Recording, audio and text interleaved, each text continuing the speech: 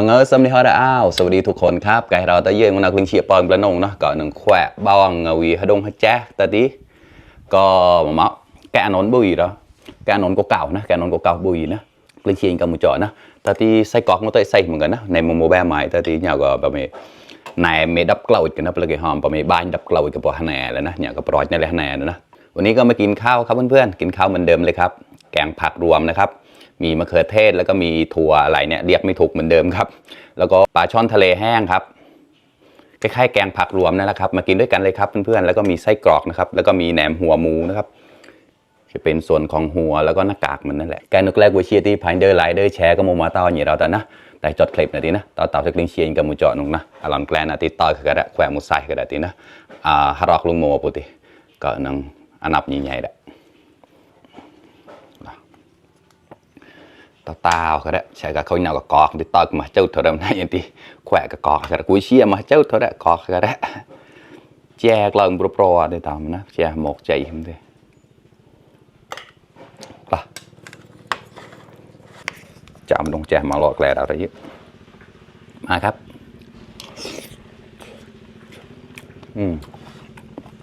ขออร่อย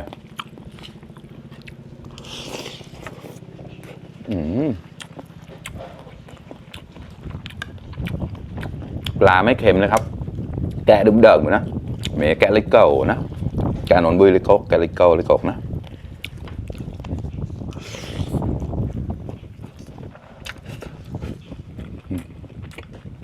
บานจุ่มเกลือบ้านจะตูเกลือจ้ะตูได้ดับเลยน้ำนะครับข้าว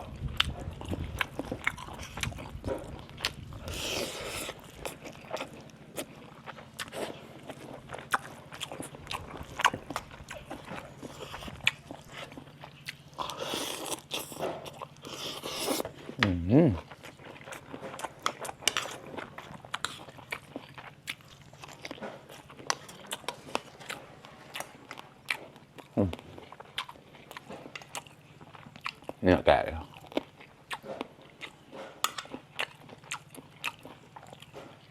เสียในกลิ่นกลายแล้วละ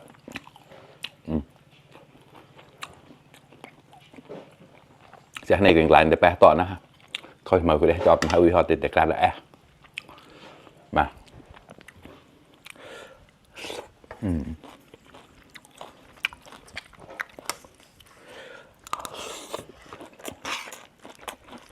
อร่อยมากข้อมากันแล้วเยอะ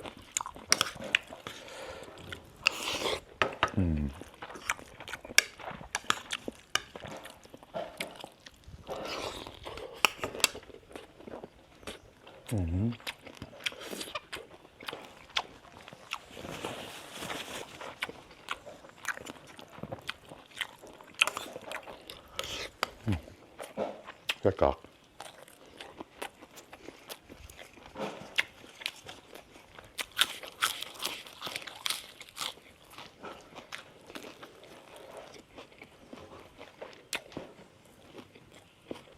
คิดว่าตะลังตาบล่ะ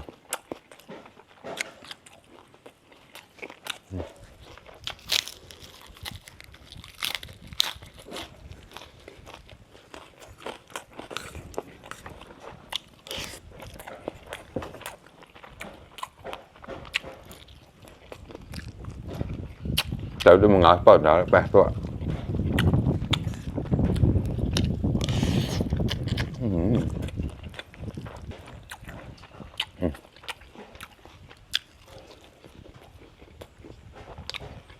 เชี่ยวเนี่ยไตนั่นก็คือ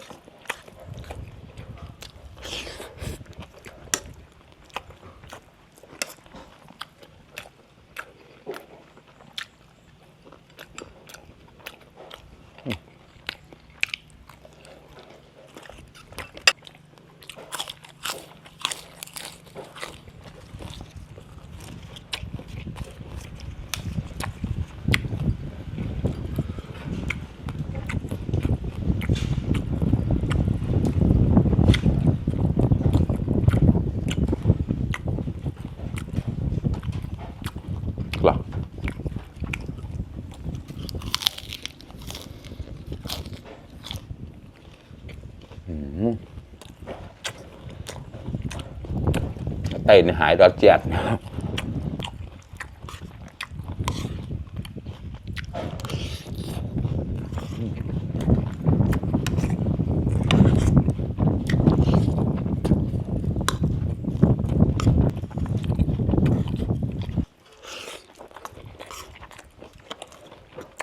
chia khỏi đó đã đâu sẽ chạm nắp rồi nào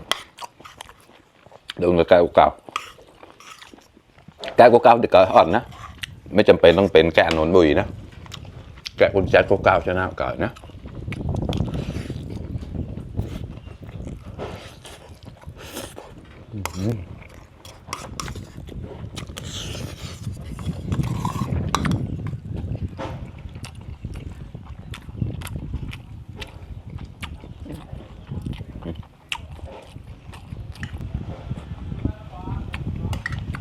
ขอ